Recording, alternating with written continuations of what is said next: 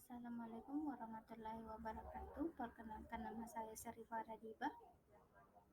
Dan ini saya akan membahas ringkasan materi dari pertemuan pertama mengenai konsep manajemen keuangan.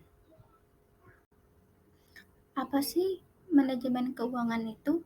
Nah, di sini kita akan membahas tentang manajemen keuangan, yaitu penggabungan dari ilmu dan seni yang membahas, mencangkup, dan menganalisis tentang bagaimana seorang manajer keuangan dengan mempergunakan seluruh sumber daya perusahaan untuk mencari dana, mengolah dana, dan membagi dana dengan tujuan mampu memberikan profit atau keuntungan atau kemakmuran bagi para pemegang saham dan berkelanjutan usaha bagi perusahaan tersebut. Yang perlu kita ketahui di dalam manajemen keuangan ada 3 kegiatan yang utama yang harus kita ketahui, yaitu memperoleh dana serta penggunaan dana tersebut. Ketiga, bagaimana cara kita mengelola aset atau aktiva tersebut. Dan setelah kita mengetahui apa pengertian dari manajemen keuangan itu sendiri, kita juga dituntut untuk mengetahui perkembangan ilmu manajemen keuangan dari era 1960 sampai era 1990-an.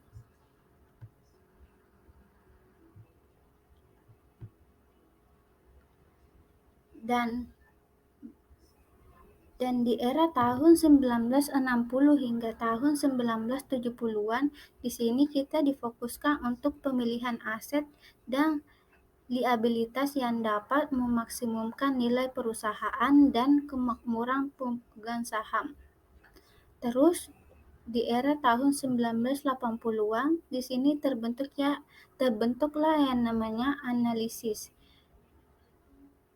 yang dimana analisisnya terdapat 4.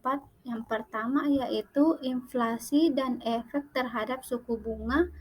Kedua, deregulasi lembaga-lembaga keuangan. Terus yang ketiga, peningkatan penggunaan komputer dalam analisis pembuatan keputusan keuangan. Terus yang keempat, semakin pentingnya pasar keuangan internasional. Sedangkan dalam era tahun 90-an ini, di sini hanya memfokuskan ke manajemen keuangan internasional. Kenapa di tahun 1990-an ini hanya memfokuskan ke manajemen keuangan internasional? Karena disebabkan di mana sejak 1900 sampai abad 21 tidak begitu pesat, sehingga dengan memperdalam lagi perluasan analisis dari teori yang ada, sehingga perkembangan teori keuangan ini terbentuk kembali.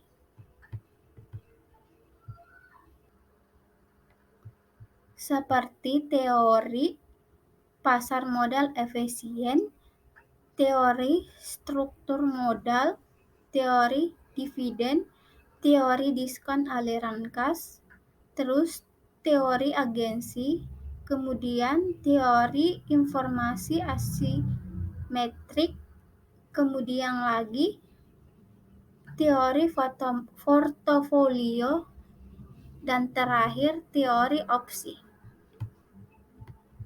Di dalam manajemen keuangan ada fungsi yang harus kita ketahui. Nah, di sini fungsi manajemen keuangan ada 2. Yang pertama sebagai pedoman bagi manajer perusahaan dalam setiap pengambilan keputusan yang dilakukan. Terus yang kedua yaitu dengan memahami ilmu manajemen keuangan secara baik, diharapkan pihak-pihak yang berada di posisi seperti marketing, produksi, personalia, dan keuangan diharapkan mampu menetapkan setiap keputusan secara jauh lebih bijaksana lagi.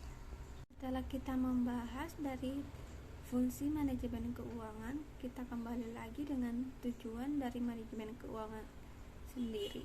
Nah, di sini tujuan dari manajemen keuangan terdiri dari 3. Yang pertama yaitu memaksimumkan nilai perusahaan, kedua dengan menjaga stabilitas finansial dalam keadaan yang selalu terkendali.